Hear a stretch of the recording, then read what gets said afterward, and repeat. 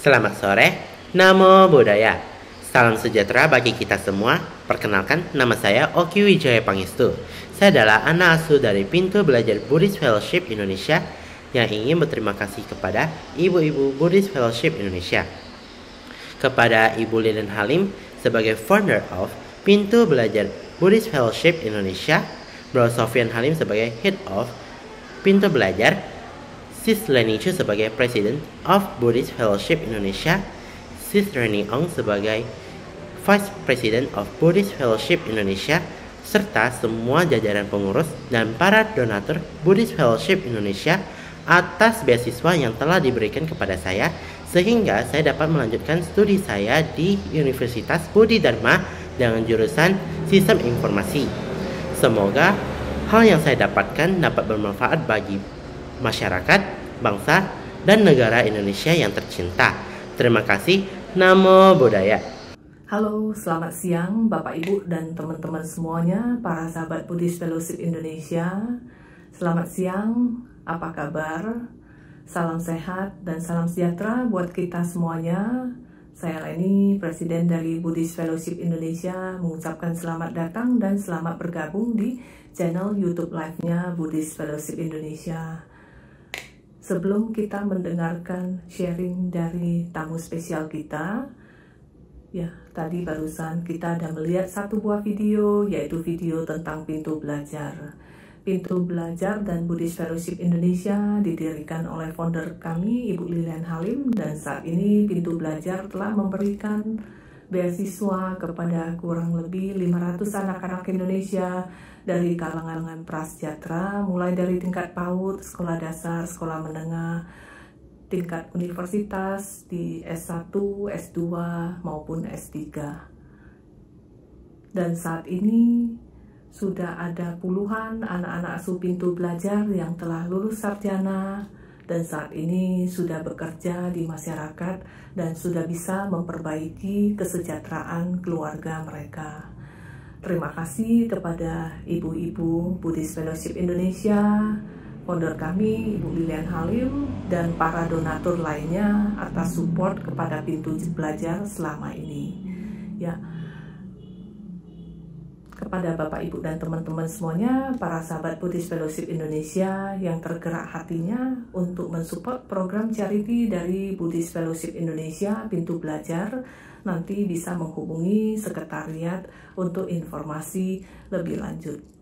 Mudah-mudahan ke depannya Pintu Belajar bisa membantu lebih banyak lagi anak-anak Indonesia dari kalangan prasejahtera, sehingga bisa mencerdaskan anak bangsa, dan mudah-mudahan anak-anak asuh Pintu Belajar selain bermanfaat dan berkontribusi untuk kesejahteraan keluarga mereka, nantinya juga bisa bermanfaat dan berkontribusi untuk masyarakat Indonesia dan membanggakan bangsa dan negara tercinta kita, Indonesia. Sebelum masuk ke sesi sharing, marilah kita semuanya meluangkan waktu sejenak untuk berdoa sebagai ucapan puji syukur kita kepada Tuhan Yang Maha Esa dan Sang Tiratana, karena saat ini kita masih dapat berkumpul dalam keadaan sehat, walaupun secara virtual. Kita dapat berkumpul di siang hari yang berbahagia ini untuk nanti kita sama-sama belajar pengetahuan dari narasumber kita. Marilah kita berdoa sesuai dengan agama dan keyakinan kita masing-masing. Namo tassa bhagavato arahato sama sambuddhassa. Namo tassa bhagavato arahato sama sambuddhassa. Namo tassa bhagavato arahato sama sambuddhassa. Marilah kita lanjutkan dengan membacakan dan merenungkan core value dari Buddhist Fellowship Indonesia, supaya nilai-nilai tersebut dapat kita praktekkan dan amalkan dalam kehidupan kita sehari-hari. Sebagai Kalayanamita Buddhist Fellowship Indonesia, kami bertekad untuk menjalankan nilai-nilai berikut. 1. Respect. penuh hormat kepada Sang Tiratana, mereka yang lebih tua, guru, teman sedama, dan semua makhluk hidup demi tercapainya hubungan yang sehat dan harmonis. 2. Joyful effort, penuh semangat sukacita di dalam mencapai kesejahteraan dan keseimbangan antara fisik dan mental, keluarga dan ekonomi, interpersonal dan spiritual. 3. Integrity, menjalani hidup sesuai prinsip dan nilai-nilai kebenaran, baik melalui pikiran, ucapan, maupun perbuatan. Service, tidak mementingkan diri sendiri, melayani dengan tulus ikhlas dan sepenuh hati, demi kebahagiaan dan kesejahteraan semua makhluk. 5. Compassion, mengembangkan kebajikan dan welas asih terhadap sesama di dalam menjalani kehidupan yang tidak merugikan siapapun. 6. Learning, terus belajar dan meningkatkan kualitas diri baik secara pengertian maupun praktek dhamma demi kemajuan spiritual hingga tercapainya pembebasan sejati. 7. Self-reflection, melakukan introspeksi diri, mengembangkan kesadaran dan kebijaksanaan, penuh rasa syukur di dalam menjalani kehidupan yang penuh makna. 8. Faith, mengembangkan pandangan benar serta keyakinan yang kokoh untuk terus hidup sesuai dengan Buddha Dhamma. Selamat siang Bapak Ibu dan teman-teman semuanya, para sahabat Buddhist Fellowship Indonesia. Namo Buddhaya. Salam sehat dan salam sejahtera buat kita semuanya. Ya, di siang hari yang berbahagia ini kita sangat beruntung sekali ya dan sangat berbahagia sekali karena kedatangan seorang tamu istimewa, ya, seorang guru yang kita hormati, yang mulia Biku Jayasilo, yang nanti akan membagikan pengetahuan dhammanya kepada kita semua dan seluruh masyarakat Indonesia. Ya, dan pada saat ini, yang mulia Biku Jayasilo telah hadir di layar. Kita sapa terlebih dahulu. Ya, selamat siang Bante. Namo Buddhaya, apa kabar Bante? Selamat siang Bu Leni, baik-baik kakak saya. Kami dari Buddhist Fellowship Indonesia mengucapkan terima kasih Anumodana Bante yang telah meluangkan waktunya yang sangat berharga untuk memberikan wejangan Dhamma kepada kita semua di siang menjelang sore hari ini. Terima kasih Bante Anumodana. Saat ini Bante lagi berada di mana Bante? Saya sedang berada di tempat domisili saya di Mustika BSD. Oh, Tangerang, Banten ya Bante? Betul, betul. Oke, ya. Terima kasih Bante. Ya. Kemudian di layar satu lagi sudah ada Oki Wijaya Pangestu.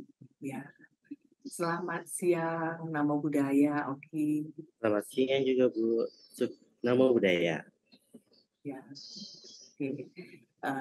Oki Pak Wijaya Pangestu merupakan salah satu anak asuh dari Pintu Belajar Buddhist Fellowship Indonesia yang saat ini sedang berkuliah Sistem Informasi di Universitas Budi Dharma yang berada di Singkawang ya. Oke. Baiklah, pada siang hari ini Oki Wijaya Pangestu berkesempatan untuk memoderasi sesi Dhamma sharing dengan Yang Mulia Biku Jayasilo dengan topik According to the Dhamma. Ya. Nah, nanti bagi Bapak Ibu dan teman-teman yang ingin bertanya, nanti juga ada sesi tanya jawab. Nanti bisa menuliskannya di kolom live chatnya YouTube Live Buddhist Fellowship Indonesia. Nanti Oki Wijaya nanti akan membantu untuk membacakan pertanyaan-pertanyaan dari Bapak Ibu dan teman-teman semuanya kepada Bante. Ya. Baiklah Bapak Ibu dan teman-teman semuanya, untuk menghemat waktu, ya baik, marilah kita mengundang dan menyambut Yang Mulia Biku Jayasilo dan Oki Wijaya Pangestu untuk bisa memulai sesi Dhamma sharing ini. Terima kasih Anumodana. Kemudian, baik, terima kasih kepada Bu Leni, Yang Mulia Bikhu Jayasila, serta Pintu Belajar Buddhist Fellowship Indonesia telah memberikan kesempatan yang sangat berharga ini untuk menjadikan saya sebagai moderator pada siang hari ini. Baiklah, sebelum kita memasuki sesi Dhamma sharing, alangkah baiknya kita mengenal Yang Mulia Bikhu Jayasila.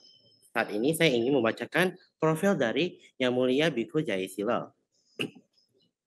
Beliau ditasiskan menjadi samanera di Wihara Mendut oleh Yang Mulia Bikhu Panyawara Mahathera pada tahun 2016 dan diupasampada menjadi bikhu di Padepokan Dhammadippa Arama Batu pada tahun 2018 oleh Upajaya Yang Mulia Bikhu Sukemo Mahathera. Yang Mulia Bikhu Jayasila aktif memebarkan Dharma di berbagai wilayah Indonesia, baik secara offline maupun online, dan saat ini beliau berdomisili di Pusdiklat Buddhis Sikhatama Santibumi, BSD Serpong. Baik, itu profil dari Yang Mulia Bikhu Jayasila. Sekarang kita akan memasuki sesi Dhamma sharing yang akan disampaikan Yang Mulia Bikhu Jayasila dengan topik Act According to Dharma. Baik, kami mempersilakan Yang Mulia Bikhu Jayasila. Baik, terima kasih kepada Ibu Leni dan kepada Saudara Oki. Merupakan sebuah kesempatan yang baik bagi kita untuk bisa berkumpul bersama, kemudian mendengarkan Dhamma, serta juga mendiskusikan Dhamma. Memang kesempatan kita untuk bisa hadir secara online itu sekarang amat jarang. Dulu sering menggunakan online seperti ini. Sekarang karena masa pandemi dianggap sudah selesai, sehingga banyak tempat itu mengadakan kegiatan mendengarkan Dhamma dan diskusi Dhamma itu sudah secara offline, bukan lagi secara online. Tapi juga ada banyak tempat yang masih menggunakan sistem hybrid, setengah online, setengah offline. Tetapi Ibu Bapak sekalian, kehadiran secara online ini juga tidak mengurangi esensi dari kegiatan kita untuk mendengarkan dan mendiskusikan Dhamma. Tadi sudah disampaikan oleh Ibu Leni bahwa ada pintu belajar dari Buddhist Fellowship. Itu merupakan sebuah hal yang sangat baik sekali, utamanya bagi masyarakat untuk bisa ikut belajar. Tidak hanya secara Dhamma, tapi juga secara ilmu pengetahuan yang pada umumnya. Nah, Ibu Leni, Saudara Oki, dan serta Ibu Bapak sekalian yang hadir ataupun menyaksikan secara live ini. Tema pada siang hari ini adalah Act According to Dhamma, yang jika diterjemahkan yaitu bertindak sesuai dengan Dhamma. Kenapa hal ini menjadi penting? Karena jika kita melihat pada hari ini, yaitu tanggal 15 Oktober 2023, banyak sekali hal-hal yang terjadi di dunia ini. Ada banyak perang yang terjadi, ada banyak hal politis yang terjadi, juga ada banyak bencana kemanusiaan yang terjadi. Dari sini kita melihat bahwa dunia ini sedang tidak baik-baik saja. Sebenarnya dunia dari zaman dulu juga tidak baik-baik saja. Dunia baik-baik saja jika semua orang itu mengenal, dalam istilah Buddhis disebut dengan hiri dan otapa, rasa malu dan rasa takut untuk berbuat jahat. Jika semua orang mampu mengenal hal ini, tentu dunia menjadi aman. Tapi jika semua orang atau kebanyakan orang tidak mengetahui tentang hal ini, maka dunia tidak akan aman-aman saja. Ibu, Bapak sekalian, sedikit menyinggung tentang peristiwa belakangan ini, utamanya di negara kita, negara Indonesia. Banyak orang yang mengeluh tentang iklim atau tentang suhu yang terjadi di negara kita. Banyak orang yang merasa, wah, ini kok panasnya lebih luar biasa daripada yang dulu. Sedangkan dulu tidak sepanas seperti ini. Banyak orang yang menanti hujan, juga banyak orang yang juga menanti untuk tidak hujan. Maksudnya apa, Bante? Maksudnya adalah karena mereka mungkin mempunyai banyak acara sehingga menginginkan tidak adanya hujan. Tapi kebanyakan orang karena merasa gerah, merasa panas, maka menginginkan hujan. Ibu, Bapak sekalian, Semakin kesini, semakin berkembangan zaman, tentu banyak masalah yang semakin ada di dunia ini. Misalkan zaman dulu tidak dikenal dengan namanya AC. Sekarang ini sudah ada namanya AC. Dulu ketika membuat sebuah ruangan itu tidak tertutup seperti saat ini. Dulu ketika membuat sebuah ruangan itu ada ventilasi atau lubang-lubang di antara dinding-dindingnya. Sekarang ini semua ditutup rapat. Ketika menutup rapat ini, maka orang itu membutuhkan namanya AC. Ketika AC rusak, itu menjadi masalah baru. Ketika ada pengembangan teknologi, kita juga harus mengimbangi dengan pengembangan batin. Karena pengembangan teknologi itu jika tidak disertai dengan pengembangan batin, maka terkadang masalah itu menjadi semakin runyam. Dan akhirnya akan menimbulkan masalah-masalah yang baru. Seperti pada kesempatan kali ini, Anda yang mampu menyaksikan secara live atau rekaman nantinya, adanya online seperti ini itu menggampangkan kita untuk mendengarkan dhamma dan untuk diskusi dhamma. Tapi misalkan salah satu dari banyaknya hal yang berhubungan dengan online ini, salah satunya putus atau hilang, maka pertemuan seperti pada siang hari ini tidak mungkin ada. Misalkan apa? Misalkan kamera yang rusak, mikrofon yang rusak, komputer yang rusak, internet yang tidak ada atau terputus-putus. Semua itu akan menjadi masalah yang baru. Nah, dari banyaknya hal-hal seperti ini, maka manusia itu semakin belajar untuk mengembangkan atau untuk beradaptasi dengan keadaan yang ada. Dulu orang ketika awal-awal menggunakan online seperti ini, itu banyak sekali masalahnya. Utamanya tentang masalah jaringan. Tapi semakin berkembang ke sini, orang-orang makin banyak menyadari bahwa menambah jaringan, menambah daya jaringan itu amat dibutuhkan. Awal-awal ketika orang menggunakan online seperti ini, itu amat susah. Banyak yang belum paham, banyak yang belum biasa. Sekarang ini orang-orang sudah mulai biasa untuk menggunakan online seperti pada siang hari ini. Nah, Ibu Bapak sekalian, seseorang itu hidupnya dari dulu sampai sekarang, usia berapapun juga itu membutuhkan yang namanya belajar.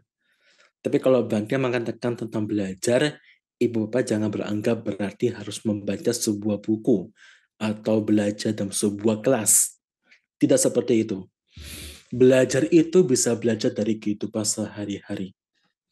Kenapa belajar itu dibutuhkan? Salah satunya adalah untuk mengembangkan batin. Di dalam Dhamma, untuk mengembangkan batin itu ada banyak-banyak tahap yang harus dilakukan atau dilewati. Yang pertama adalah belajar atau mendapatkan informasi. Belajar itu dulu di zaman Sang Buddha dikenal sebagai bahu sutta atau bahu saca, banyak belajar. Di dalam Manggala Sutta disebutkan bahwa ketika banyak belajar itu atau mempunyai banyak pengetahuan itu merupakan sebuah berkah. Karena dengan Anda banyak belajar atau banyak pengetahuan, minimal Anda mempunyai informasi yang ada untuk diri Anda dulu. Karena adanya masalah itu, terjadi sebuah masalah dan tidak ada solusinya, itu dikarenakan tidak ada pengetahuan di sana.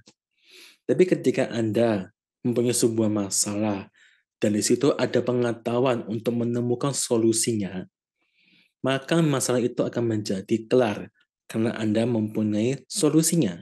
Solusi itu juga muncul dari banyaknya informasi yang Anda miliki. Sehingga di sini belajar itu menjadi penting. Tetapi belajar itu bukan merupakan satu-satunya untuk pengembangan batin kita. Ada disebut dengan namanya praktek dalam kehidupan sehari-hari. Dan bahasa Pali disebut dengan pati-pati. Belajar dan praktek ini merupakan satu kesatuan. Tidak dapat dipisahkan. Kalau Anda mungkin yang hobinya masak, Ketika Anda mempunyai banyak informasi, ingin masak sebuah makanan, misalkan nasi goreng. Ketika Anda sudah banyak belajar, banyak mengetahui tentang bagaimana cara membuat nasi goreng, kemudian banyak informasi tentang bumbu-bumbu yang harus dipakai, tetapi Anda tidak pernah sekalipun masak nasi goreng. Ketika Anda tidak pernah masak sekalipun, maka nasi goreng itu atau masakan itu tidak akan pernah jadi. Atau Anda sendiri tidak punya pengalaman memasak nasi goreng karena tidak pernah dilakukan. Seperti orang yang belajar berenang juga. Orang yang belajar berenang, belajar banyak gaya berenang, gaya kupu-kupu, gaya santai, gaya batu mungkin. Semua ini hanya sekedar teori. Tapi jika kita tidak pernah berenang, tidak pernah mempraktekkan apa yang telah dipelajari, maka pengalaman itu bisa dikatakan sangat sedikit atau bahkan tidak berguna. Karena tidak pernah dilakukan. Ketika tidak pernah dilakukan ini, maka tidak ada pengembangan, tidak ada pengalaman di dalam diri kita masing-masing. Oleh karena itu, pada siang hari ini, Bantia mengajak ibu-bapak sekalian untuk mendengarkan diskusi Dhamma serta mempraktikkan Dhamma, agar ada pengalaman, pengembangan batin dalam kehidupan masing-masing. Karena sekali lagi, semakin berkembangnya zaman, semakin berkembangnya masalah. Semakin berkembangnya masalah, maka kita perlu mengembangkan solusi-solusi yang ada. Nah, di dalam Ananggana Sutta, yaitu sutta tentang tanpa noda, Pada Sariputta memberikan contoh seperti ini. Seperti orang itu dianggap sebagai seperti sebuah piring yang terbuat dari perunggu atau piring yang sangat mengkilap sekali. Ketika dibawa dari toko, piring ini sudah kotor. Ketika sampai di rumah, piring ini tidak dibersihkan dan hanya diletakkan saja di tepian yang banyak debu yang berjatuhan. Maka piring itu dianggap sebagai piring yang kotor, bukan sebagai piring yang bersih. Yang kedua adalah sebuah piring yang bersih. Piring perunggu yang mengkilap dibawa dari toko. Dibawa pulang ke rumah, hanya diletakkan di sebuah tepian saja. Tidak pernah dipakai. Maka yang terjadi adalah piring ini menjadi banyak debunya dan semakin kotor. Ketika adalah sebuah piring perunggu yang mengkilap, tapi dibuat dari toko itu sudah kotor sekali. Sampai di rumah, kita membersihkannya dan kemudian menaruh di lemari supaya debu tidak masuk. Maka piring itu akan bisa bersih atau akan tetap bersih. Keempat adalah sebuah piring yang bersih. Yang kita bawa dari toko, amat mengkilap, amat bersih. Sampai pulang ke rumah, kita merawatnya, kemudian menaruh di sebuah lemari yang bersih. Maka piring itu akan tetap bersih. Ini merupakan sebuah perumpamaan, sebuah umpama tentang batin kita. Kalau kita ini mempunyai banyak sifat buruk, kemudian tidak belajar dan tidak mengembangkan batin, tidak praktek, maka batin ini akan semakin kotor. Karena apa? Karena kontak dengan dunia luar ini amat beragam. Semakin berkembangnya zaman, ketika Anda semakin tidak punya kesabaran, ketika Anda semakin tidak punya pengetahuan, ketika Anda semakin tidak punya kebijaksanaan, maka batin ini akan mudah untuk berontak. Tapi ketika kita yang punya banyak sifat buruk, kemudian menyadari bahwa ini nggak baik, ini membawa saya semakin rusak, ini membawa saya semakin banyak penderitaannya, maka dia mulai berusaha untuk mengembangkan batinnya, membuang sifat yang buruk dan mengembangkan sifat yang baik. Di situ diharapkan bahwa dia minimal mempunyai upaya, mempunyai usaha untuk membersihkan batinnya. Sehingga bisa saja dia dalam kehidupan saat ini mempunyai sifat-sifat baik yang sangat banyak. Karena semua orang itu bisa berubah. Tapi jika kita merasa tidak punya sifat yang buruk, punya banyak sifat-sifat yang baik, tapi kita karena kontak dengan banyak hal di dunia ini, apalagi hal-hal yang indah di dunia ini, kemudian kita tidak awas, tidak perhatian, tidak menyadari apa yang kita hadapi, apa yang kita lihat, apa yang kita dengar, dan apapun yang kita rasakan. Ketika kita tidak menyadari bahayanya, maka batin ini lama-lama bisa ikut melekat dengan hal-hal yang menyenangkan itu. Dan ini membuat batin kita semakin lama bisa semakin mudah marah, mudah tersinggung, mudah tidak senang, mudah iri hati, mudah sakit hati, dan seterusnya. Ketika seseorang punya sifat yang baik, dan ia menyadari bahwa kalau saya melekat dengan hal-hal yang indah-indah ini, apa yang saya lihat, apa yang saya dengar, apa yang saya rasakan, dan seterusnya, jika saya biarkan seperti ini, maka batin ini, jika saya membiarkan batin ini seperti ini, maka saya akan menjadi orang-orang yang buruk. Oleh karena itu, saya berusaha semaksimal mungkin untuk tidak melekat dengan hal-hal seperti ini. Sehingga ketika dia dalam kehidupan sehari-harinya, batinnya itu tidak menjadi mudah marah. Tidak marahan, tidak sakit hatian, tidak benci orang, tidak sakit hati, dan seterusnya. Ini adalah pengalaman seseorang ketika sudah benar-benar menyadari. Oleh karena itu, belajar Dhamma itu tidak hanya belajarnya hal-hal yang tinggi, tapi belajar pada bagaimana apa yang ada dalam diri kita terlebih dahulu. Ibu, Bapak sekalian, Guru Agung Buddha menyampaikan tentang Sabbe Sangkara Anicca. Semua yang ada atau berkondisi itu tidak kekal. Kenapa? Karena semua itu berubah. Ibu, Bapak, dan saya semua berubah.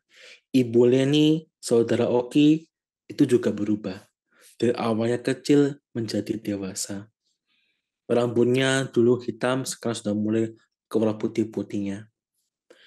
Kulit yang dulu kencang sekarang semakin tidak kencang. Kulit yang dulu mungkin mulus sekarang menjadi tidak mulus.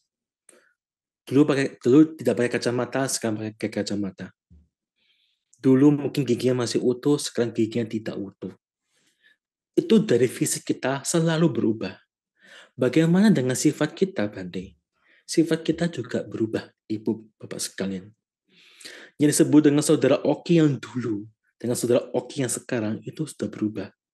Beda sifatnya. Sifat yang dulu dengan sekarang itu berbeda.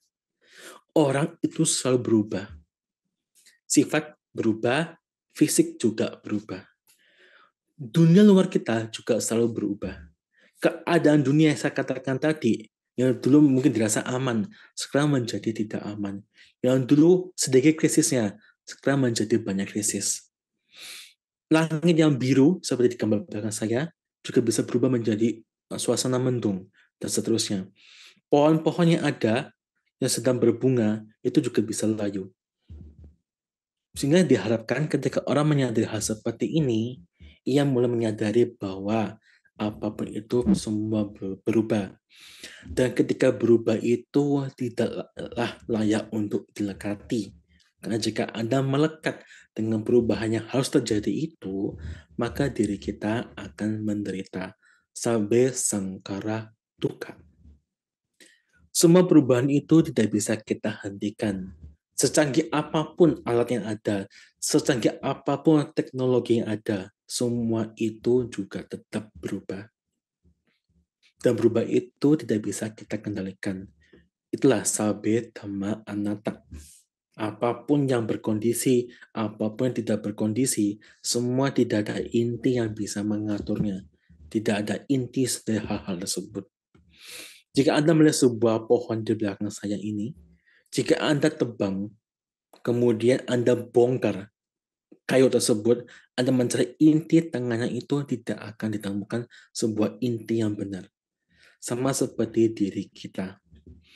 Oleh karena itu, Ibu Bapak sekalian, Ketika Anda bisa menyadari hal ini, minimal Anda mempunyai pengetahuan, mempunyai informasi bahwa semua hal itu berubah. Ketika perubahan tersebut kita lekati, maka akan menderita. Perubahan tersebut terjadi dengan sendirinya, tidak bisa kita hindari. Oleh karena itu, yang bisa kita lakukan adalah membuang sifat buruk yang ada dan mengembangkan sifat baik yang ada. Memunculkan sifat baik yang belum ada, dan jangan sampai sifat buruk yang belum ada itu muncul. Karena ketika Anda punya banyak sifat buruk, dekat dengan penderitaan. Ketika Anda punya sifat baik yang banyak, dekat dengan kebahagiaan. Inilah bagaimana kita bertindak sesuai dengan Dhamma. Minimal sehari-hari kita punya kebiasaan hidup yang baik. Punya tata kebiasaan hidup yang baik. Yaitu 1, tidak membunuh. 2, tidak mencuri. 3, tidak berbuat asusila. 4, tidak berbohong, tidak berkata kasar. Tidak menfitnah, tidak bergosip, dan seterusnya. 5 adalah tidak mabuk-mabukan. Minimal sehari-hari Anda punya tata kebiasaan perilaku seperti ini. Sehingga ketika Anda punya pondasi ini yang baik, Anda bisa maju dengan baik juga. Kalau orang sudah punya pondasi yang bagus, maka dia akan bisa berdiri dengan tegak. Tapi jika pondasinya ini goyah, maka ketika Anda membangun sebuah sesuatu, itu akan mudah goyah juga. Karena itu, Ibu Bapak sekalian, bertindaklah sesuai dengan Dhamma. Karena itu mendatangkan manfaat bagi diri kita dan juga bagi orang lain. Inilah pengantar saya untuk pada kesempatan kali ini. Saya persilakan kepada saudara moderator jika ada yang ingin didiskusikan ataupun ada yang ingin ditanya jawabkan. Silakan. Ya, terima kasih Yang Mulia Biku Jayasilo atas sharing dhammanya, wejangan dhammanya yang sangat indah dan sangat berharga buat kita semua. Semoga bisa membawa berkah dan manfaat buat kita semuanya dan umat Buddhis dan seluruh masyarakat Indonesia. Terima kasih Bante Anumodana. Ya. Bante, sebelum masuk ke sesi tanya jawab, izinkan saya terlebih dahulu untuk menayangkan sebuah video tentang Pintu Belajar. Pintu Belajar adalah program edukasi dari Buddhist Fellowship Indonesia, dan Pintu Belajar dan Buddhist Fellowship Indonesia didirikan oleh founder kami, Ibu Lilian Halim, dan saat ini Pintu Belajar telah memberikan beasiswa kepada ratusan anak-anak Indonesia dari kalangan prasejahtera, mulai dari tingkat PAUD, sekolah dasar, sekolah menengah atas, sekolah menengah kejuruan, kemudian di universitas, baik strata 1, strata 2, maupun strata 3. Dan saat ini sudah ada puluhan anak-anak asuh Pintu Belajar yang sudah lulus sarjana dan saat ini sudah bekerja dan bisa memperbaiki kesejahteraan keluarga mereka. Dan semoga anak-anak asuh Pintu Belajar nantinya bisa bermanfaat untuk keluarga, masyarakat, bangsa, dan negara tercinta kita, Indonesia. Baiklah, marilah kita bersama-sama untuk menyaksikan sebuah video dari Pintu Belajar yang menggambarkan tentang seorang anak asuh Pintu Belajar yang berada di Singkawang, Kalimantan Barat. Terima kasih.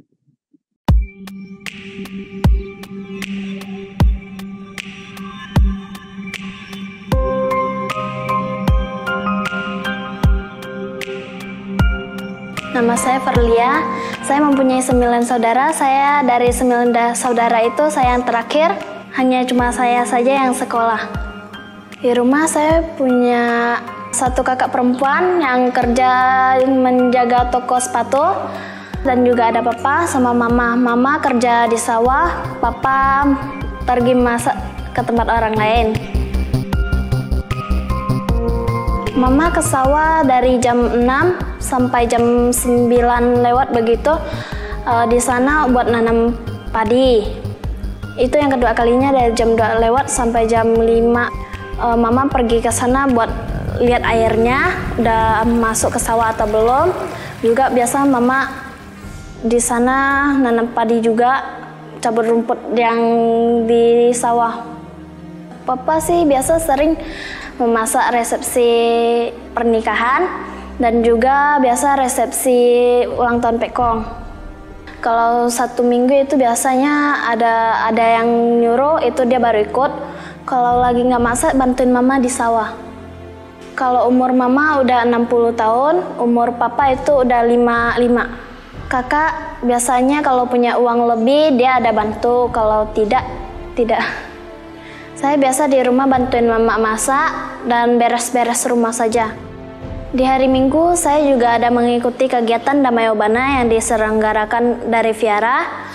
Saya di Damayobana belajar mengetik, kerajinan tangan, storytelling, bernyanyi, dan parita. Saya punya cita-cita menjadi seorang koki. Mungkin saya bisa usaha sendiri. Kalau ada modal, saya bikin masak di warung dulu. Kalau ada modal lebih, baru ke restorannya. Fokus ke pekerjaan biar bisa bahagiain mama sama papa. Saya berterima kasih banyak kepada Pintu Belajar sudah membiayai dari sekolah saya bisa sampai di SD, mungkin bisa tamat SMK.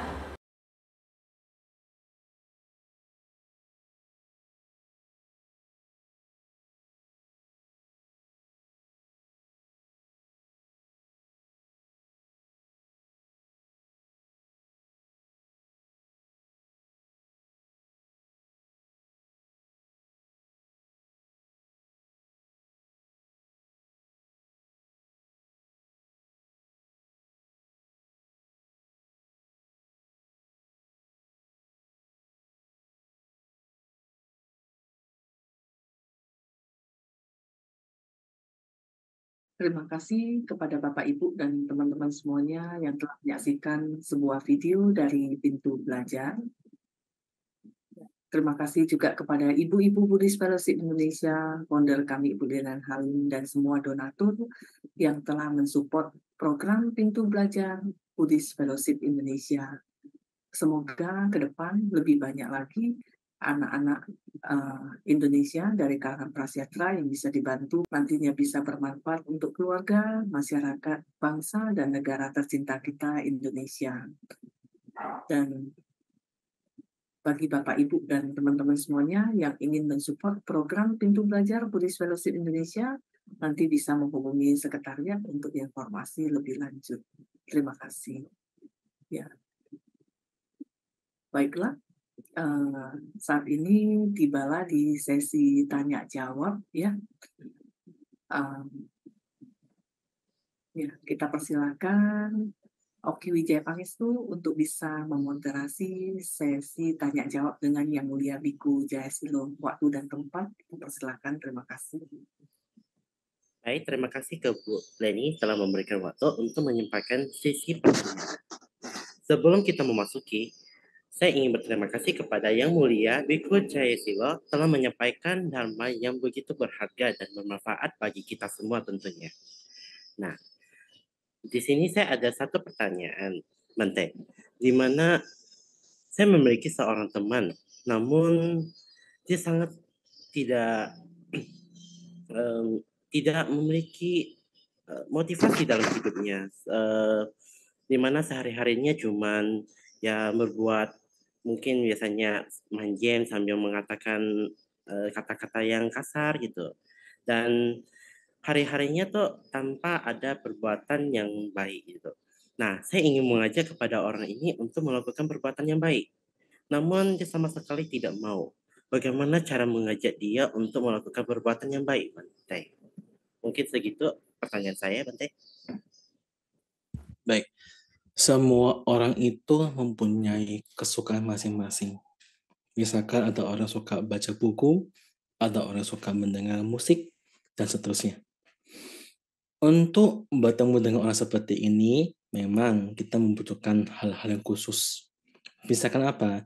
Anda bisa berbuat baik atau Anda bisa mengajak dia berbuat baik menggunakan apa yang ia sukai. Karena semua orang itu sebenarnya bisa berbuat baik kok. Semua bisa. tetapi bagaimana cara kita mengajaknya. Kita tidak bisa menggunakan cara yang pada umumnya, seperti ayo ke sini, ayo ke sana. Anda bisa menggunakan banyak teknik. Misalkan Anda mengajak menggunakan game. Misalkan kita ajak dia ke panti asuhan. Panti asuhan itu banyak anak-anak di sana itu terkadang membutuhkan hiburan. Anda bisa menyediakan mungkin konsol-konsol di sana ataupun pelatihan untuk main game dan Anda ajak teman Anda di sana untuk bermain game dengan mereka. Bisa seperti itu juga. Tapi orang bermain game itu tidaklah buruk. Jangan sampai masyarakat itu mempunyai pikiran main game pasti buruk. Tidak. Main game itu netral. Tapi bagaimana kita menyikapi bermain game tersebut. Kalau kita yang over ketika bermain game, itu yang tidak baik. Tapi jika orang main game seadanya, sewajarnya, maka itu tidaklah bermasalah. Jadi kita harus menggunakan banyak cara. Aneka varian, menggunakan banyak cara kepada mereka. Misalkan Anda menggunakan kata-kata yang beda, menggunakan kata-kata yang bagus kepada dia. Ibu bapak sekalian, orang itu motivasinya berbeda-beda. Orang menjadi pengajar itu juga berbeda-beda. Tidak hanya tentang anak-anak atau contoh dari saudara Oki yang tadi diberikan. Ketika seseorang itu punya banyak motivasi atau punya banyak kesukaan, maka kita mulai dari hal tersebut. Seperti orang belajar dhamma. Orang-orang belajar dhamma itu dari banyak hal. Ada yang suka membaca suta-suta, membaca buku dhamma. Ada yang suka mendengarkan ceramah dhamma. Ada yang suka dengan meditasi. Ada yang suka ikut grup musik Buddhis, misalkan bernyanyi di Dewan Wihara. Ada yang suka ketika berdanau, kumpul-kumpul, dan seterusnya. Semua ini tidak ada yang salah. Semua kembali dengan kecocokan kita masing-masing. Oleh karena itu, kita berusaha memahami orang ini dengan tidak berpikiran buruk. Ketika Anda mengajak dan menemukan sifat-sifat buruknya, jangan beranggapan dia pasti orang yang buruk. Tidak. Tapi Anda mulai melihat apa kekurangan dia, apa kelebihan dia. Nah, ketika Anda bisa menemukan hal seperti ini, maka Anda mungkin bisa mengajak dia sedikit-sedikit untuk membuang kebiasaan buruknya. Dengan apa? Memberikan lihat bahayanya. Karena orang itu harus tahu bahayanya, supaya dia bisa nyadar. Misalkan kita duduk seperti ini, kemudian gedung kita goyang-goyang seperti ini. Anda mengetahui itu ada gempa, dan itu ada bahayanya. Kalau kita nggak pernah tahu bahayanya, maka kita akan tetap antang-antang saja, atau tetap tenang-tenang saja, diam-diam saja. Tapi jika Anda sudah tahu bahayanya, maka Anda akan cepat pergi dari tempat tersebut. Kalau Anda tahu api itu panas, dan Anda ketika masih sengaja tangannya dibakar di atas api, itu berarti dia nggak tahu bahayanya. Tapi orang sudah tahu bahayanya, maka dia akan cepat-cepat ngerem tangannya ini supaya nggak masuk ke api. Itulah yang diajarkan dalam Dhamma. Guru Agung Buddha seringkali memberikan bahaya-bahaya dari kotoran batin. Nah, itu yang bisa kita lakukan terlebih dahulu. Memberikan tahu bahaya-bahayanya. Tapi jangan to the point. Karena banyak orang itu berbeda-beda. Beda-beda sifatnya. Kalau kita menggunakan satu cara yang sama kepada semua orang, itu nggak tepat. Kita harus menggunakan banyak cara kepada banyak orang. Karena orang itu berbeda-beda. Seperti orang kalau mau buka kunci. Kalau kuncinya itu, geriginya itu beda-beda, kemudian kita paksakan untuk membuka sebuah pintu, maka dua-duanya akan rusak. Pintunya rusak, kuncinya juga rusak. Seperti kita menjadi jengkel, dia semakin jengkel dengan kita. Tidak akan ada hal yang bermanfaat. Oleh karena itu, carilah kunci yang berbeda-beda agar bisa masuk di situ dan membuka kunci tersebut. Begitu Saudara Oki. Terima kasih atas jawabannya, Mante. Ya. Baiklah, kita akan memasuki sisi tanya jawab yang sudah ada di chat. Di sini saya sudah mengumpulkan sebanyak 3 pertanyaan. Baik, saya akan baca satu persatu dimulai dari saudara atau saudari Dewi. Bante, kita tahu bahwa segala sesuatu tidak kekal, tetapi pada saat mengalami penderitaan batin, kita akan menolak. Bagaimana supaya kita tidak terseret oleh rasa penolakan tersebut? Ya, Ibu, Bapak sekalian, berkenaan dengan hal seperti ini, memang pengetahuan itu sudah kita punyai, tapi pengamalan batin itu mungkin belum ada. Oleh karena itu, misalkan kita menolak hal tersebut, menolak hal yang menyakitkan, kita belajar, mengerti, mempunyai informasi, mengingat kembali tentang ini pun akan berubah. Minimal batinnya itu bisa menerima kondisi yang ada. Minimal. Kenapa saya katakan minimal? Karena jika Anda mempunyai batin yang bisa menerima kondisi-kondisi yang ada, minimal batinnya itu nggak tegang. Kalau batinnya nggak tegang ini, maka pikiran itu juga tidak tegang. Tapi kalau batinnya tegang, pikiran juga akan ikut tegang. Ketika pikiran tegang ini nggak akan nemu solusi yang baik. Oleh karena itu, perlu batin yang lunak, batin yang nggak tegang, supaya pikirannya santai. Ketika pikirannya santai, maka akan banyak solusi yang bisa kita gunakan. Tapi ini tidak bisa dilakukan sekali saja. Ini harus dilakukan berkali-kali. Ketika Anda mengalami hal yang tidak mengenakan, Anda coba untuk mengingat kembali bahwa semua itu tidaklah kekal, semua itu pasti berubah. Dan itu membutuhkan proses waktu yang lama. Tidak bisa sebentar. Kenapa? Kita sudah punya habit ini sudah lama. Sudah punya kebiasaan ini sudah lama. Untuk membentuk sebuah kebiasaan baru, itu membutuhkan latihan dhamma secara berulang-ulang kali. Seperti seorang biku. Seorang biku diajarkan untuk makan itu santai. Makannya tidak terburu-buru, makannya sopan, makannya baik. Tapi ketika Anda yang mungkin awal-awal menjadi samanera atau menjadi biku awal-awal, kebiasaannya makan yang dulu mungkin masih ada. Seperti apa? Misalkan makan dengan rakus. Makannya itu tidak baik. Makannya itu belepotan. Makannya itu mungkin jatuh ke sana, jatuh kemari, dan seterusnya. Guru Agung Buddha memberikan sebuah winaya, sebuah peraturan agar para biku itu terlatih. Makannya baik, makannya sopan, makannya teratur. Untuk apa? Untuk kebaikan diri sendiri. Para biku diajarkan ketika makan itu menggunakan perenungan. Saya makan bukan untuk bermain-main. Saya makan bukan untuk kesenangan. Saya makan bukan untuk berhias diri, dan seterusnya. Saya makan hanya untuk menghidupi atau untuk menjaga tubuh ini agar tidak cepat rusak. Dengan demikian, kehidupan suci sebagai seorang biku itu bisa berlangsung dengan lama. Ini tujuan dari biku setelah makan. Tujuan ini kita sudah dengar, kita sudah tahu. Tapi ketika dihadapkan dengan sebuah makanan di depan kita, seringkali orang itu lupa. Oleh karena itu, orang perlu berulang-ulang kali menggunakan perenungan seperti ini. Para biku berkali-kali menggunakan perhatian, ingat dengan apa yang ia ketahui ketika makan, ia harus membaca. Saya makan bukan untuk bermain dan seterusnya. Supaya apa? Supaya punya kebiasaan ini. Dengan demikian ketika dia makan, ia makan dengan hati-hati. Kenapa ia makan dengan hati-hati? Karena ia ingat dengan apa yang ia lakukan. Ini perlu berulang kali. Tidak bisa hanya 1 kali, 2 kali, nggak bisa. Harus berkali-kali. Inilah yang harus dilakukan ketika seseorang mengalami hal-hal yang buruk. Seorang biku itu memberikan kepada dirinya sendiri sebuah banyak atau serangkaian aturan-aturan yang ada.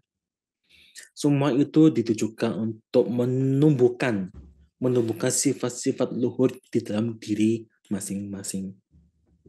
Seorang biku itu berfokus pada kesederhanaan hidup. Seorang biku itu berfokus bagaimana dia bisa bertahan dalam segala kesulitan. Ia belajar bersabar dalam segala kesulitan yang ada. Ia bisa bertahan karena ia bisa menerima dan ia mampu berjuang dari hal kesulitan tersebut. Misalkan seorang biku di tempat yang terpencil, cari makan itu susah. Mendapatkan makanan itu susah. Dan seperti gampang di Jakarta. Di tempat-tempat lain terkadang makan itu sangatlah sederhana.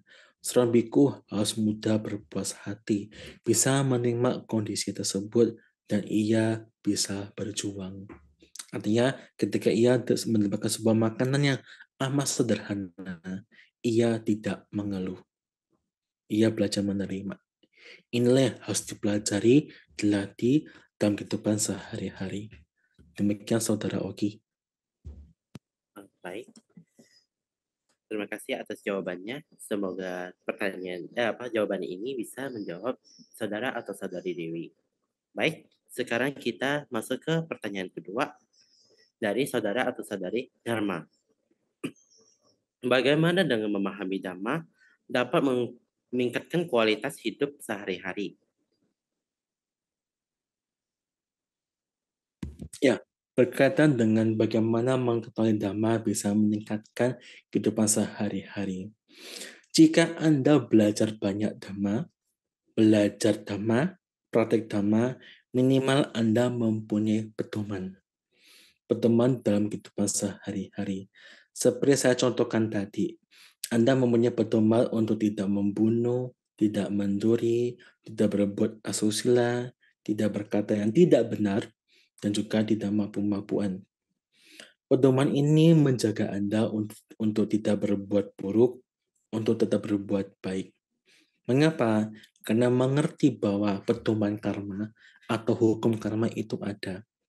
Ketika Anda berbuat baik, maka akan mendapatkan akibat yang baik. Ketika Anda berbuat buruk, maka akan mendapatkan akibat yang buruk. Ketika Anda punya pedoman seperti ini, maka Anda akan hati-hati. Ketika seseorang banyak berbuat kebajikan dan juga tidak berbuat buruk, itu bisa meningkatkan kualitas hidupnya. Yaitu sifat-sifat baiknya itu berkembang, sifat-sifat buruknya itu berkurang. Ketika Anda menjadi orang tidak marahan, tidak sakit hatian, tidak tersinggungan, tidak egois, itu merupakan hal yang sangat membahagiakan. Sungguh bahagia kita tidak marah di antara orang-orang mudah marah. Sungguh bahagia kita tidak tersinggung di antara orang-orang yang banyak tersinggung. Sungguh bahagia kita tidak sakit hatian di antara orang-orang yang banyak sekali gampang sakit hati. Itulah kita belajar Dhamma. Belajar dan mempraktikkan hal tersebut hingga Anda punya pengalaman dalam kehidupan sehari-hari.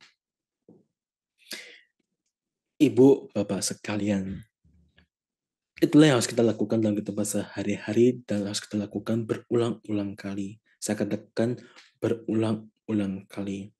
Kalau Anda mempunyai banyak waktu, mempunyai waktu yang cukup untuk belajar tentang sutta-sutta, untuk punya banyak waktu untuk latihan meditasi, gunakan hal tersebut. Gunakan kesempatan tersebut. Kalau Anda banyak membaca sutta-sutta, isinya itu semua yang baik-baik. Isinya itu bagaimana kita mempunyai sifat yang baik. Isinya itu kita mengembangkan sifat yang baik. Itu yang semua ada dalam sutta-sutta.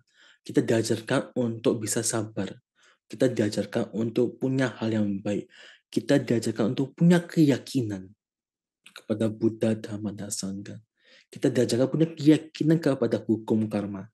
Kita diajarkan punya keyakinan kepada hukum kemunculan yang bersebab, dan seterusnya. Semua ini demi kita punya semangat untuk berjuang.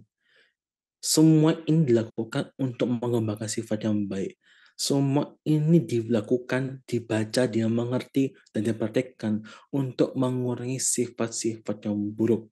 Karena seperti saya katakan tadi, banyak dari orang itu yang punya sifat yang buruk. Ketika ia tidak menyadari sifat buruknya, maka bisa dipastikan ia akan meninggal dengan hidup yang penuh penderitaan. Tapi jika seseorang punya sifat yang baik dalam hidupnya, maka bisa dipastikan ketika ia meninggal, ia bisa meninggal dengan bahagia. Itulah bagaimana Dhamma berdampak kepada diri kita masing-masing. Demikian Saudara Oki. Baik, terima kasih atas jawabannya. Diharapkan untuk saudara-saudari Dharma bisa memahami atas jawaban dari Bante. Baik, sekarang kita membacakan pertanyaan yang ketiga dari saudara atau saudari Via. Bante, ketika masa pandemi ataupun setelah pandemi banyak persoalan muncul, terutama di bidang ekonomi. Bagaimana sikap kita sebagai umat Buddha supaya bisa melaluinya sesuai dengan Dhamma? Baik, Ibu, Bapak sekalian, di dalam Dhamma kita diajarkan untuk tidak mempunyai mata pencaharian yang buruk. Kalau kita punya mata pencaharian yang buruk, atau ketika kita punya usaha, punya kegiatan usaha yang sering kita lakukan dengan hal yang buruk, misalkan Anda sering membunuh, mencuri, dan seterusnya, itu bisa bikin orang cepat kaya. Iya, tetapi efek buruknya itu akan sangat besar. Orang yang jualan daging-daging itu cepat kaya. Orang yang jualan, misalkan membunuh makhluk-makhluk itu cepat kaya. Tetapi efek buruknya itu akan berdampak kepada diri kita. Oleh karena itu, di dalam Dhamma, Anda diajarkan untuk tidak berdagang atau punya usaha-usaha yang berkaitan dengan pelanggaran sila tersebut. Anda berusaha dengan hal yang baik, tetapi di situ Anda perlu banyak pengetahuan, perlu banyak informasi untuk memodifikasi atau untuk memperbaharui usaha-usaha Anda. Ada seseorang itu yang ketika pandemi, dia biasanya itu kalau jualan makanan hanya di toko. Sekarang dia buka, bisa order secara online. Itu membantu. Kenapa? Karena dia mengupdate pelayanannya. Dulu misalkan kalau dia kalau jualan tuh hanya di toko saja, sekarang dia buka di marketplace. Itu ada satu usaha untuk memodifikasi pelayanan dia. Ada orang yang mencoba banyak cara untuk berjualan dengan banyak macam barang. Misalkan dia itu sebuah toko kelontong. Kalau Anda tahu toko kelontong itu adalah toko yang banyak macam barangnya. Itu semua dijual secara online. Itu juga bisa banyak membantu kita. Pada intinya adalah kita berusaha mengupgrade dengan banyak informasi yang kita punyai, dengan memperhatikan pasar-pasar yang ada. Kalau Anda buka usaha, jangan hanya perhatikan diri Anda sendiri, jangan hanya perhatikan apa yang Anda sukai, tapi juga perhatikan apa keinginan dari pasar, apa keinginan dari konsumen. Itu adalah sebut dengan namanya R&D, Research and Development, penelitian dan pengembangan. Sebuah negara, misalnya seperti negara Indonesia, itu butuh namanya defense, sistem pertahanan. Itu kalau zaman dulu pakai pistol sudah cukup. Sekarang ini serangan-serangan yang ada itu semakin besar. Ada yang pakai rudal jarak jauh, ada yang pakai nuklir, dan seterusnya. Kalau kita hanya menggunakan seperti zaman dahulu, maka negara ini tidak akan aman. Maka banyak negara itu yang mengupgrade sistem pertahanan dirinya untuk bisa menangkis serangan-serangan tersebut. Dan untuk punya alat-alat seperti ini itu tidak mudah, tidak murah. Negara Indonesia itu belum bisa bikin pesawat tempur. Tapi punya pesawat tempurnya, tapi nggak bisa bikin. Kita sudah punya banyak orang-orang yang belajar tentang sistem avionik, sudah punya banyak orang yang belajar tentang sistem pesawat, persenjataan, dan seterusnya. Tapi masih belum bisa bikin. Tapi negara itu tidak berhenti di hal tersebut. Dia tetap mengembangkan agar ia bisa bikin pesawat sendiri. Kenapa? Ketika ada konflik, dan kemudian mata rantai pasokan itu terganggu, maka Anda tidak akan bisa produksi, Anda juga tidak akan bisa jualan. Ini perlu namanya pengamatan baik-baik untuk bisa mempunyai pemahaman seperti ini. Itulah bagaimana kita menargetkan pasar itu sesuai dengan apa kemauan pasar. Kemudian kita motif. Kalau Anda pernah bekerja di sebuah company, sebuah perusahaan, kita melihat, kita mensurvei apa keinginan pasar. Kemudian kita melihat, oh pasar butuh ini, saya bisa tawarkan apa yang saya punyai. Itu yang bisa diberikan kepada masyarakat. Produk smartphone Apple dengan produk smartphone Android yang lainnya. Apa bedanya semua smartphone ini? Karena sistem produk Apple itu menawarkan tentang privacy. Itu yang sangat diinginkan oleh banyak orang. Bayangkan Anda punya smartphone, itu bisa diakses oleh negara untuk memata-matai Anda, melihat apa yang Anda lakukan. Itu mengerikan. Tapi ketika hal ini bisa diblokir semuanya, itu sangat menggampangkan hidup kita, menenangkan hidup kita, karena Anda tidak lagi dimata-matai. Kalau Anda tahu, kalau Anda punya rekening di bank, itu bisa dilihat oleh negara. Kalau Anda tahu, itu ada undang-undangnya. Negara diperbolehkan untuk melihat rekening Anda, apa yang Anda punyai. Bayangkan jika Anda ada sebuah bank yang menawarkan privacy bahwa Anda, keuangan Anda, rekening Anda tidak akan bisa dilihat oleh sebuah negara. Wah, itu sangat menguntungkan. Nah, itulah bagaimana orang mempelajari, kemudian meneliti apa yang ada, kemudian mengembangkan usahanya tersebut. Ini adalah secara singkat tentang masalah ekonomi. Demikian Saudara Oki. Baik, Bante. Sekarang kita masih ada 4 pertanyaan. Ya, saya akan baca satu persatu lagi. Dari saudara atau saudara Cindy Cynthia, Bante, apakah dengan mendengarkan dan menjalankan Dhamma bisa membantu seseorang keluar dari masalah atau penderitaan yang dia alami? Ya, itu sangat bisa. Sangat banyak pengalaman terjadi pada banyak orang ketika ia sering mendengarkan Dhamma. Ada orang yang terkena stroke di rumah sakit. Stroke-nya itu mungkin karena pecahnya pembuluh darah di kepala. Kemudian dia stroke. Dokter mendiagnosis dia sembuhnya itu lama. Kenyataannya 1 bulan orang ini sudah bisa kembali normal. Para dokter banyak kaget. Kok bisa? 2 minggu dia sudah bisa mulai untuk bicara kembali. 2 minggu berikutnya dia sudah bisa beraktivitas kembali. Orang-orang pada kaget, kok bisa seperti itu? Orang ini ternyata ketika sehari-harinya dia sering sembahyang, sering dengar Dhamma. Di situ batinnya itu menjadi tenang. Kalau Anda tahu tentang masalah kedokteran, orang itu punya namanya zat penenang dalam tubuhnya, disebut dengan endorfin. Endorfin itu terdiri dari 2 kata, endorgen dan morfin. Morfin adalah zat penenang.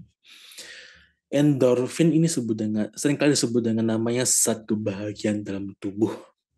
Nah, ketika seseorang punya endorfin ini, itu cepat atau lebih cepat untuk memperbaiki kondisi tubuhnya. Semua itu muncul karena kondisi yang tenang, batin yang tenang, batin yang damai, batin yang bahagia. Jika kita batinnya ini enggak tenangan, jika kita batin ini tidak bahagia, mudah marah, kecewa, frustasi, dan seterusnya, itu malah memperlambat kesembuhan seseorang. Ini adalah salah satu contoh dalam kehidupan nyata yang benar-benar terjadi pada umat Buddha. Jadi saya katakan lagi bahwa mendengarkan Dhamma, mempraktikkan Dhamma, itu sangat membantu sekali dalam menghadapi masalah-masalah yang ada.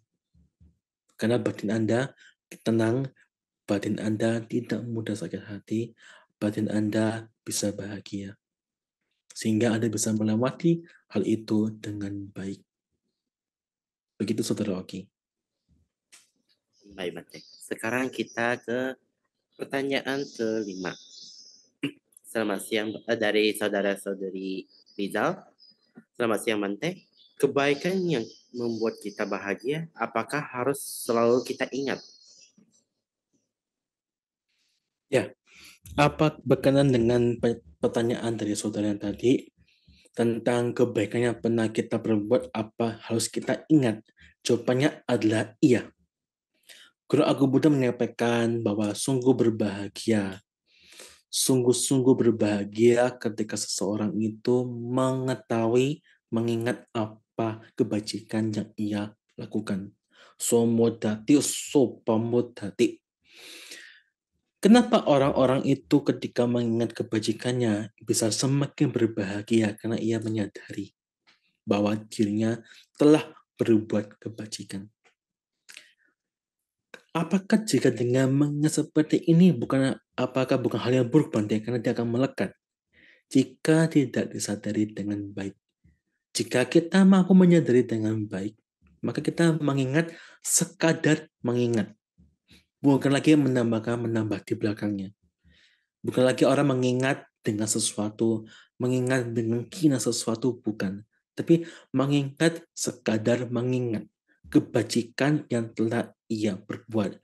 Karena itu membahagiakan, sungguh-sungguh membahagiakan. Ketika Anda misalkan menyumbang sesuatu kepada wihara, katakanlah sebuah pohon di sebuah wihara. Ketika Anda datang 30 tahun lagi, Anda lihat, wah, pohonnya sudah besar. Memberikan kesejukan bagi banyak penghuni di sana. Memberikan hasil bagi masyarakat yang ada di sana. Itu membahagiakan diri kita. Dan juga membahagiakan orang lain. Oleh karena itu, mengingat kebajikan itu sangatlah penting. Karena itu sungguh-sungguh membahagiakan. Demikian Saudara Oki. Baik. Sekarang kita masuk ke pertanyaan ke-6 ya, Bante ya. Dari saudara atau saudari Arya. Bante, bagaimana Dhamma dapat menyelamatkan kita dari masalah? Berkenaan dengan pertanyaan ini, bagaimana Dhamma itu dapat menyelamatkan kita dari masalah? Masalah itu akan tetap ada. Tapi Dhamma itu membantu kita kuat dalam menghadapi masalah tersebut. Itu kegunaan dari Dhamma. Anda tidak akan bisa menghindari namanya usia tua. Anda tidak akan bisa menghindari namanya sakit. Anda tidak akan bisa menghindari namanya kematian. Semua itu pasti terjadi. Guru Agung Buddha dan para lainnya juga tidak terhindarkan dari namanya usia tua. Guru Agung Buddha juga mengalami usia tua. Bante Sariputta juga mengalami usia tua. Bante Moggallana juga mengalami usia tua. Tidak ada yang bisa terhindarkan dari usia tua. Tapi orang-orang sudah berkembang batin seperti ini, dia tidak menderita ketika mengalami usia tua. Ia tidak menderita ketika sakit. Dia juga tidak menderita karena ada kematian, dan ia juga tidak menderita adanya kelahiran kembali. Karena sudah pasti orang-orang yang sudah mencapai nibbana itu tidak akan kelahiran kembali, sehingga ia tidak akan menderita lagi. Dhamma itu membantu kita agar batinnya siap, bisa kuat dalam menghadapi hal-hal yang ada. Masalah itu nggak bisa dihindarkan. Kenapa? Semakin berkembang zaman, semakin berkembangnya masalah. AC jika tidak dimatikan, listriknya membengkak.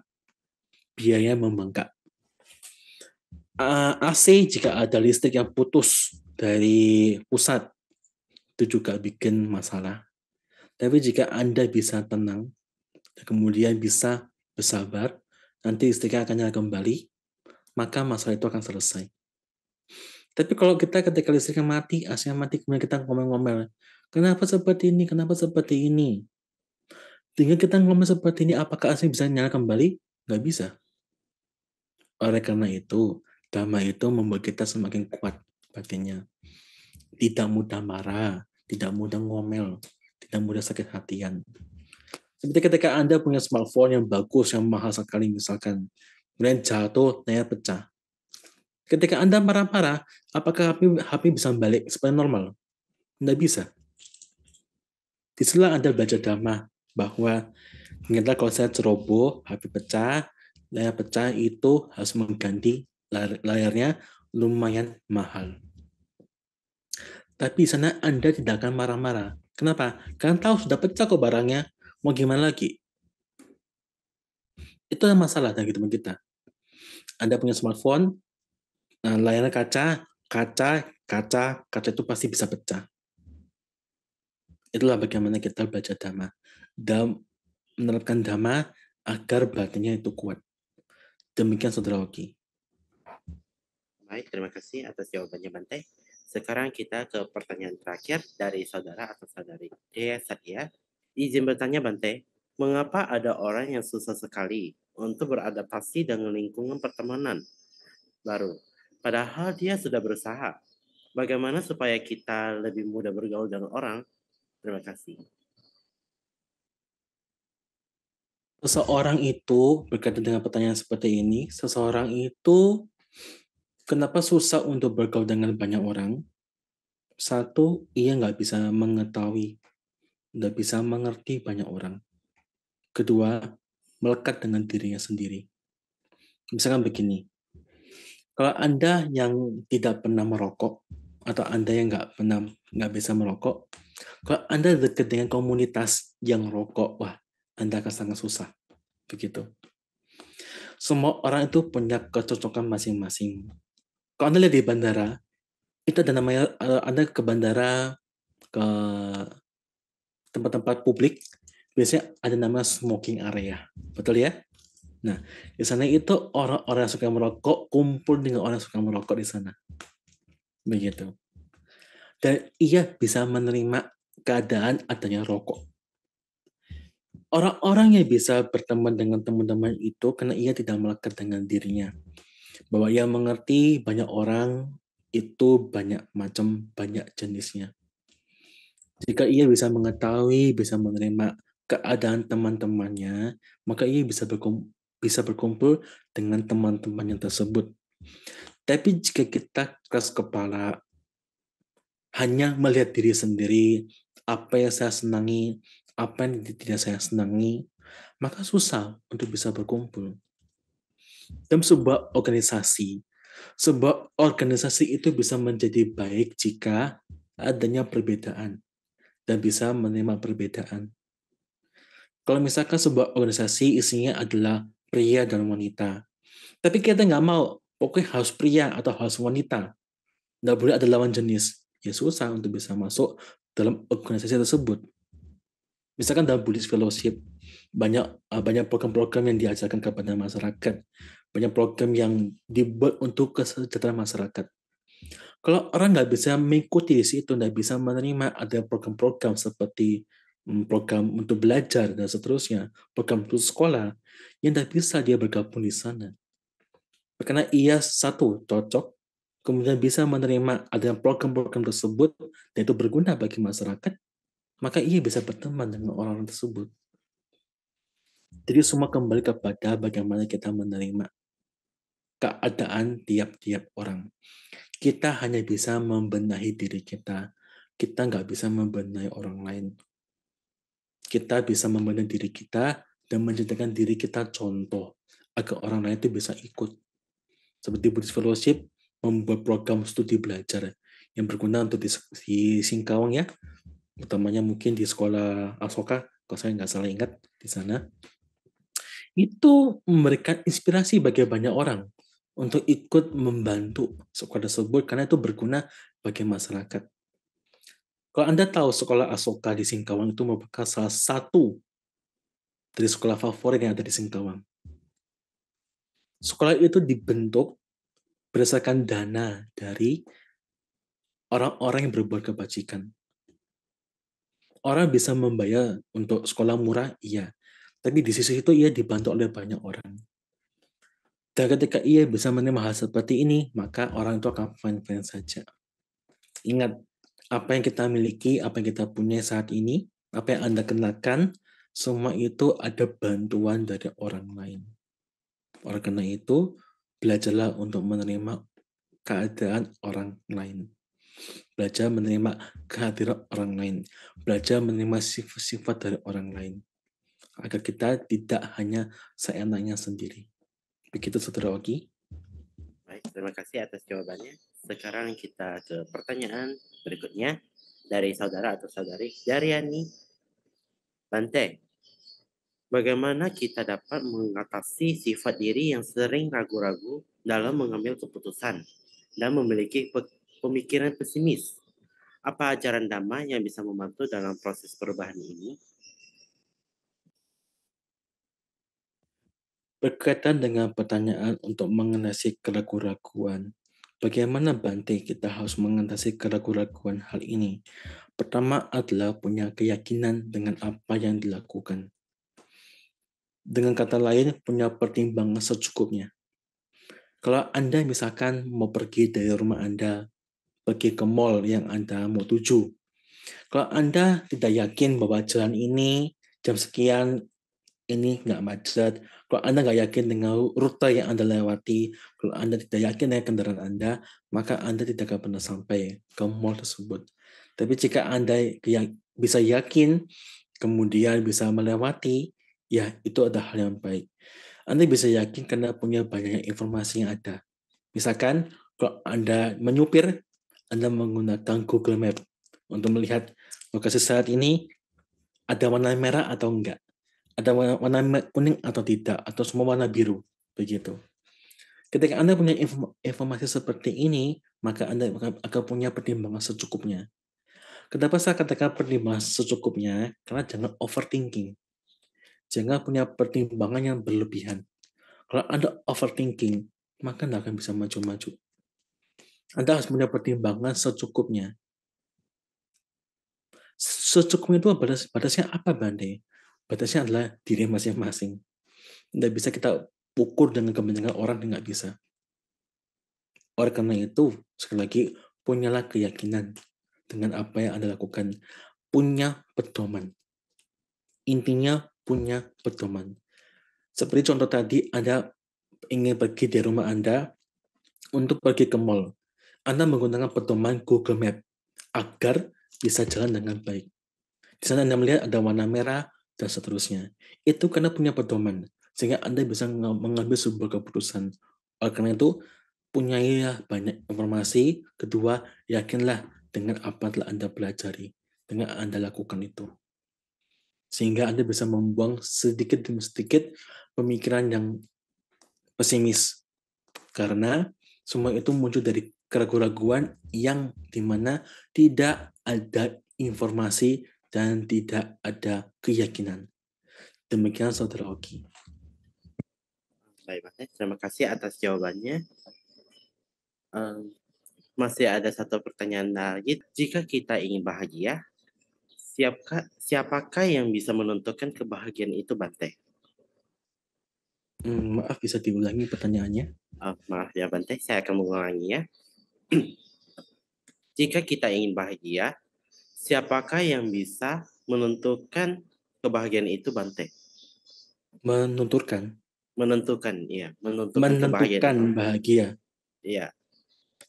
Tentu yang bisa membuat kita bahagia adalah diri sendiri, bukan orang lain. Kenapa? Karena yang bisa membuat kita bahagia adalah diri kita, bukan orang lain. Orang lain itu bisa membuat diri kita senang, iya. Tapi bisa membuat bahagia adalah diri sendiri. Bahagia itu muncul karena ada sesuatu batin yang damai. Kita harus membedakan antara senang dan bahagia. Senang itu karena mendapatkan sesuatu. Bahagia itu muncul dari adanya sifat-sifat luhur batin yang baik. Kalau kita punya banyak wisdom, punya banyak kesabaran, dan seterusnya, punya banyak cinta kasih, bisa dermawan, dan seterusnya, itu merupakan hal-hal yang berbahagia. Ketika Anda punya hal ini, itu membahagiakan diri kita. Jadi, ketika Anda misalkan bisa membantu teman-teman Anda, misalkan ada teman yang jatuh, kemudian kita bantu angkat dia berdiri, itu membahagiakan. Mungkin contoh terlalu susah. Kalau Anda pernah memberi makan kepada orang tua Anda sendiri dengan tangan Anda sendiri, itu membahagiakan. Cobalah Anda. Cobalah baik-baik. Anda memberi makan orang tua Anda sendiri dengan tangan Anda sendiri. Misalkan Anda memberikan makanan yang baik atau kesukaan dari orang tua Anda. Misalkan misal orang tua Anda suka nasi bungkus. Bukanlah bungkusan tersebut, kasih piring dan kasih sendok. Kasih kepada orang tua Anda. Itu sangat membahagiakan. Itu muncul karena dari perbuatan baik. Bukan dari menerima sesuatu. Itulah perbedaannya. Antara senang dengan bahagia. Begitu, Saudara Oki. Terima kasih atas jawabannya, Bante. Dan begitu saja pertanyaan dari orang-orang, saudara-saudari.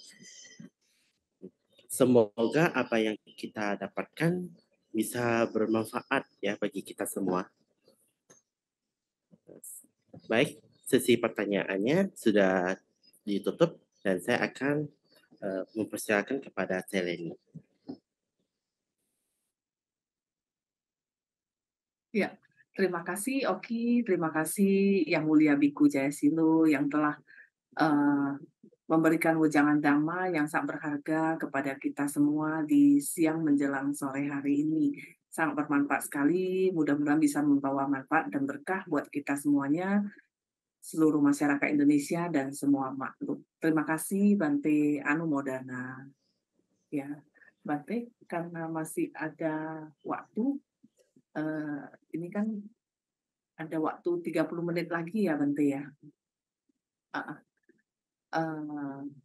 Izin bertanya ya Bante. Ya, silakan.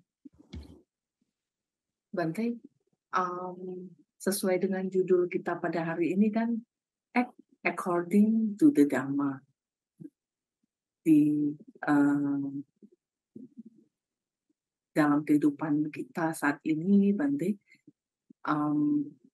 tentu saja faktor-faktor dari eksternal ya juga mempengaruhi kehidupan kita sehari-hari. Nah, bagaimana kita bisa mempunyai keteguhan hati dan bisa mempunyai prinsip yang sangat kuat dan punya sada yang sangat kuat sehingga body, speech, and mind kita itu bisa benar-benar act according to the Dhamma nanti. Sementara kan di dunia luar itu hiruk pikuk kehidupan itu ya, faktor eksternal itu boleh dikatakan kadang-kadang orang ngomong faktornya sangat kuat ya, mempengaruhi kehidupan kita sehari-hari sebagai umat awam gitu ya. Mohon pencerahannya Bante, terima kasih. Baik, berkaitan dengan pertanyaan dari Bu Leni, mengingat Dhamma itu merupakan sebuah hal yang luar biasa. Karena nggak semua orang itu bisa ingat tentang Dhamma.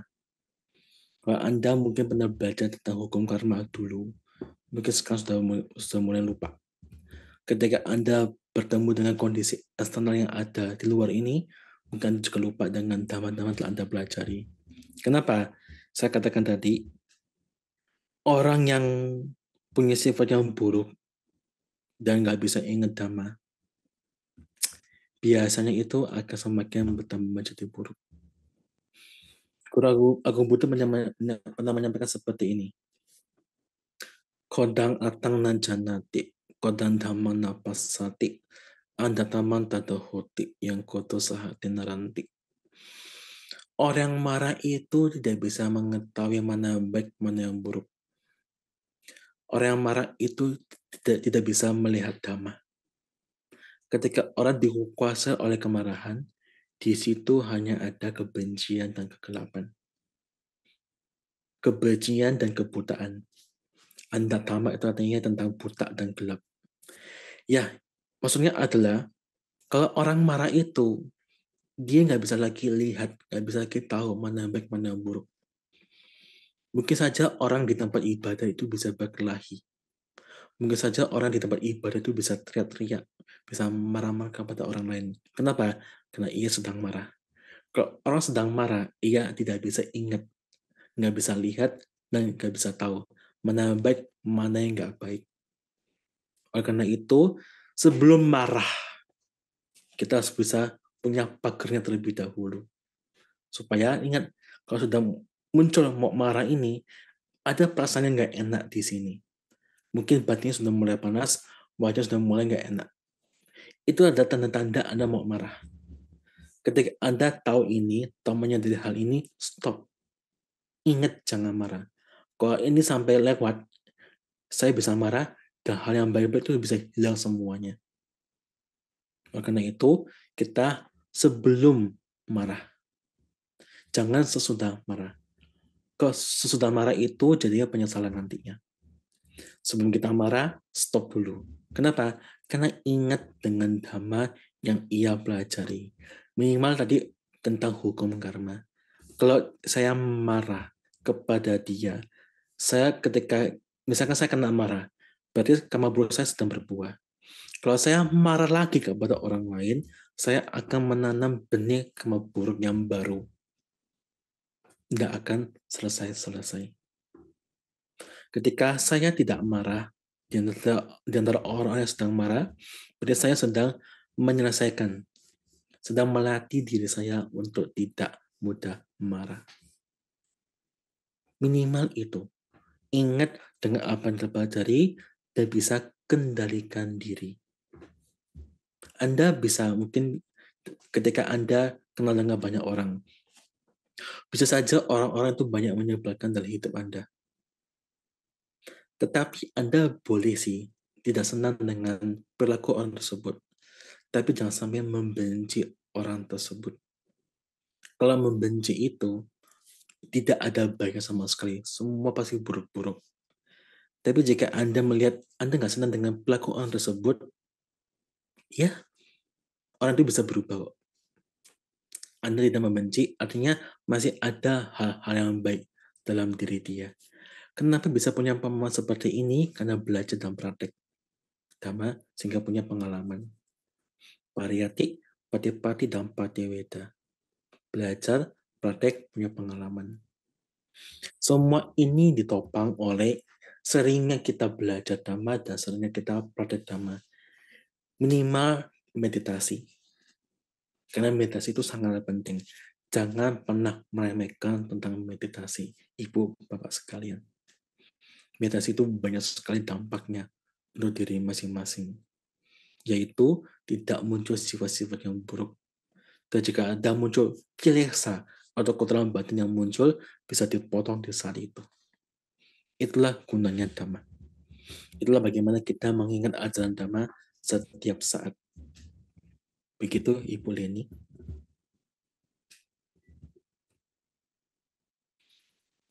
Terima kasih Bante atas wejangan dhammanya yang sangat indah dan sangat berharga. Untuk pertanyaan sudah tidak ada Bante, tapi cuman karena masih ada waktu, tadi Bante ada menyinggung tentang meditasi yang sangat bermanfaat buat kita semua Bante.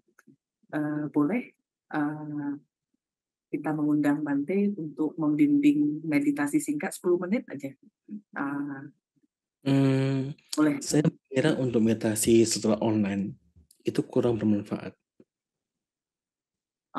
Apa seperti itu? Karena ketika Anda meditasi online seperti ini, Anda bisa, misalkan kita berhadapan seperti ini, menurut saya pribadi, bukan menurut orang, menurut saya pribadi itu kurang bermanfaat. Lebih baik banyak tanya jawabnya ketika meditasi itu lebih baik. Meditasi bisa untuk sendiri-sendiri, bukan ketika duduk diam seperti ini, begitu. Saya kira juga waktu nggak usah terlalu dimaksimalkan. Jika acara selesai seperti ini, ya kita bisa akhiri saja, begitu. Oke, baik Bante.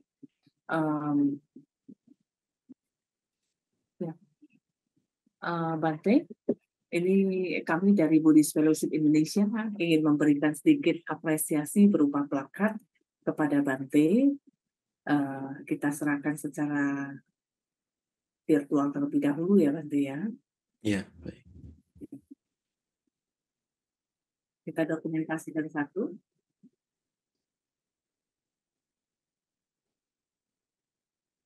Ini satu lagi.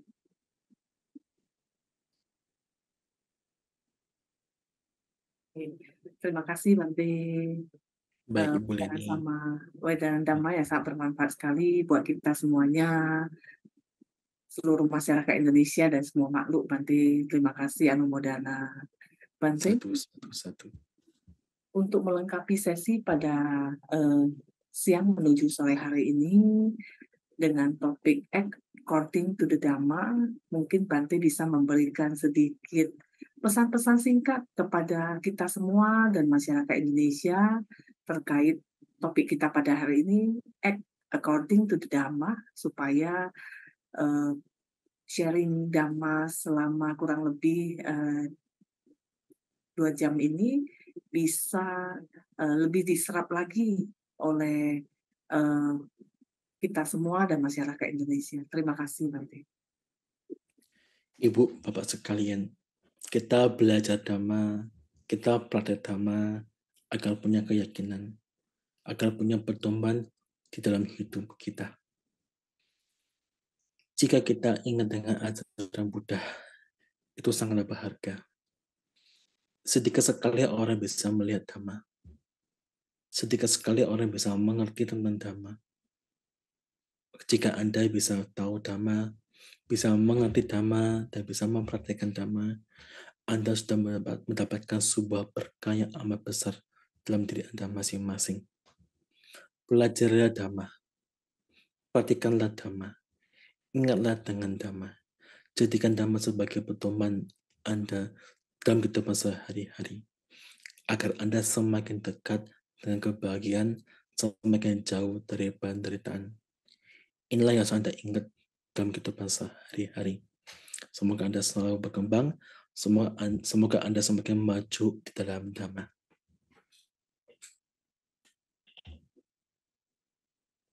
Terima kasih Yang Mulia Biku Jayasaru yang telah memberikan wejangan Dhamma yang sangat berharga kepada kita semua di siang menjelang sore hari ini.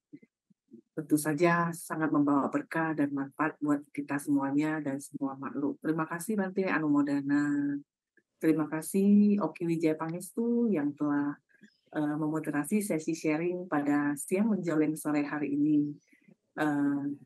Thank you Anumodana, dan semoga studinya bisa sukses dan bisa bermanfaat untuk keluarga, masyarakat, bangsa, dan negara tercinta kita Indonesia ya. Baik, terima kasih juga kepada Bu Leni telah memberikan kesempatan untuk saya menjadikan sebagai moderator pada siang menjelang sore hari ini. Dan juga untuk berterima kasih kepada Yang Mulia Biku Jayasilo telah memberikan pelajaran yang begitu sangat bermanfaat untuk kita semuanya. Anumodana. Terima kasih Bante Anumodana. Bante, untuk sebagai penutup ya kita mengundang Bante untuk memberikan blessing dan pelimpahan jasa kepada para leluhur dan semua makhluk yang membutuhkan waktu dan tempat. Kita persilakan. Terima kasih Bante Anumodana. Mari Ibu Bapak sekalian, kita mengingat kebajikan yang telah kita perbuat sampai saat ini. Semoga para makhluk yang membutuhkan jasa ikut tahu dan ikut berbahagia atas kebajikan yang kita perbuat sampai saat ini. Sabbaro gavini muto sabba santa pawajito sabba wiramati kanto nibbuto catuang bawa sabbitiyo viwacando sabbaro go vinasatu mate bhavatwantarayo sukhi dikayuko bhawa abhiwadhana silisa nicang buddha paccayino cattaro dhamma wadhante ayuwanno sukhang balang sakatwa buddha ratanang osatang utamang warang hitang dewa manusanang buddha tejena sotina nasanto padawa sabbe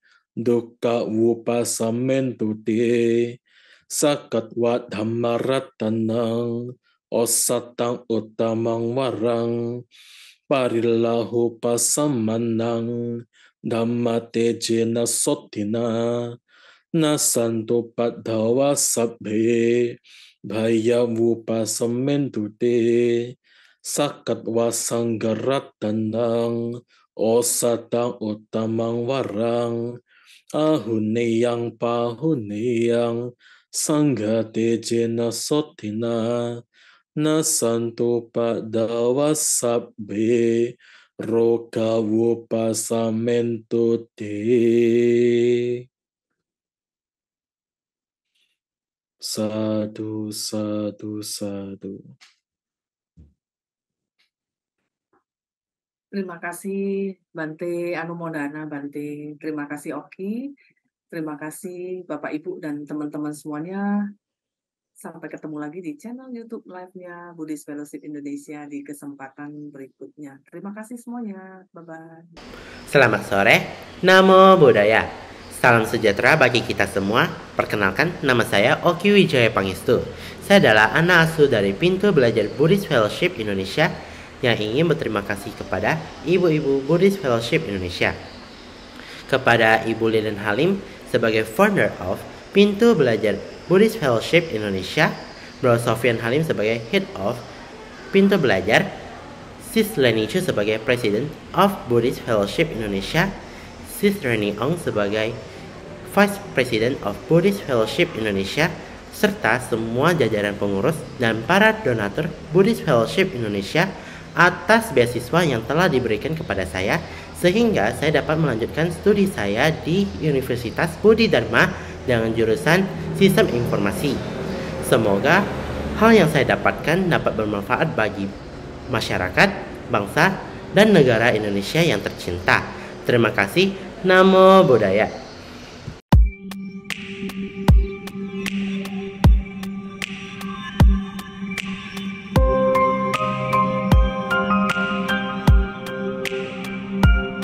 Nama saya Verlia, saya mempunyai 9 saudara. Saya dari 9 saudara itu saya yang terakhir, hanya cuma saya saja yang sekolah. Di rumah saya punya satu kakak perempuan yang kerja menjaga toko sepatu, dan juga ada papa sama mama. Mama kerja di sawah, papa pergi masak ke tempat orang lain. Mama ke sawah dari jam 6 sampai jam 9 lewat begitu. Di sana buat nanam padi. Itu yang kedua kalinya dari jam 2 lewat sampai jam 5. Mama pergi ke sana buat lihat airnya udah masuk ke sawah atau belum. Juga biasa mama di sana nanam padi juga, cabut rumput yang di sawah. Papa sih biasa sering memasak resepsi pernikahan dan juga biasa resepsi ulang tahun Pekong. Kalau 1 minggu itu biasanya ada yang nyuruh, itu dia baru ikut. Kalau lagi nggak masak, bantuin mama di sawah. Kalau umur mama udah 60 tahun, umur papa itu udah 55. Kakak biasanya kalau punya uang lebih dia ada bantu, kalau tidak.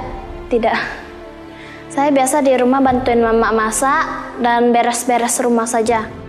Di hari Minggu saya juga ada mengikuti kegiatan Damayobana yang diselenggarakan dari Viara. Saya di Damayobana belajar mengetik, kerajinan tangan, storytelling, bernyanyi, dan parita. Saya punya cita-cita menjadi seorang koki. Mungkin saya bisa usaha sendiri. Kalau ada modal saya bikin masak di warung dulu. Kalau ada modal lebih baru ke restorannya. Fokus ke pekerjaan biar bisa bahagiain mama sama papa. Saya berterima kasih banyak kepada Pintu Belajar sudah membiayai dari sekolah saya bisa sampai di SD, mungkin bisa tamat SMK.